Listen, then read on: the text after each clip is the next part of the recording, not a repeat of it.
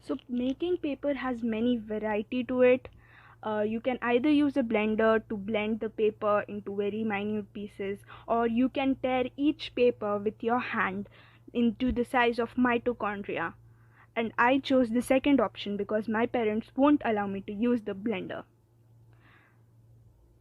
So the step one is pretty easy. You need any kind of paper. It can be used, it has to be used, of course. It can be of any color, it can be ruled, it can be A4 size. It's totally up to you.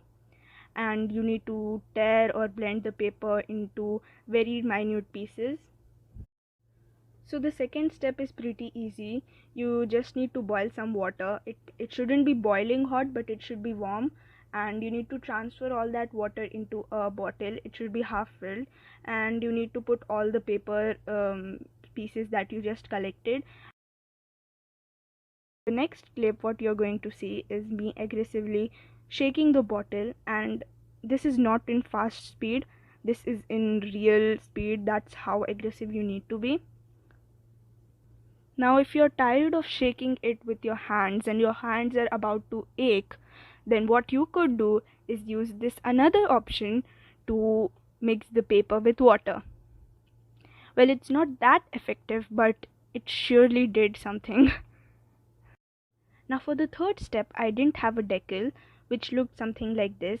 So, what I did was cut a fabric and stick two wooden sticks on both the edges so that it can stretch the fabric when I put it in water, and so the fabric will filter all the water and the paper, and you'll get a paper. But this step did not work, so what I did instead was take a plastic bowl and cut the bottom part of it. So I was left with the four sides, and then I stretch the fabric over the four sides and tie all the four sides together.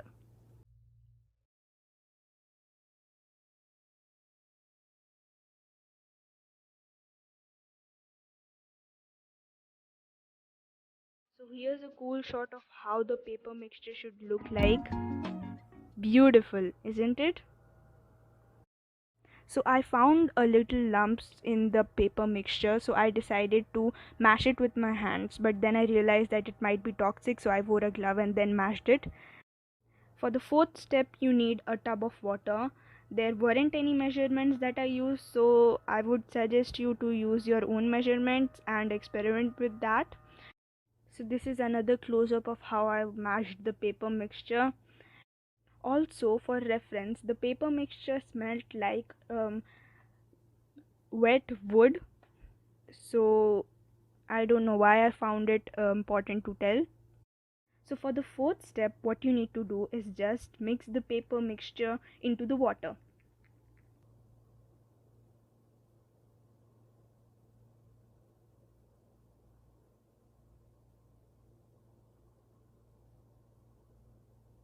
The first few papers that we made weren't as good, I could say. Then my sister tried it out, and at first she couldn't do it. Then I explained it to her, and when she finally was able to do it, it turned out really nice for some reason.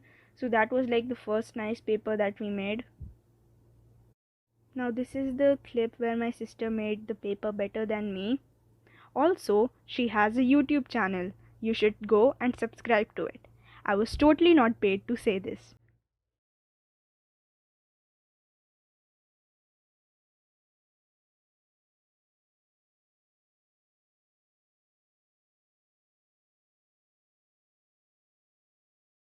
So for the next step, you need to flip the cloth and lightly dab it with the help of a sponge. This will remove all the excess water and you will be left with only the paper material. After you're done with this, you just need to dry the paper for 1 to 2 days.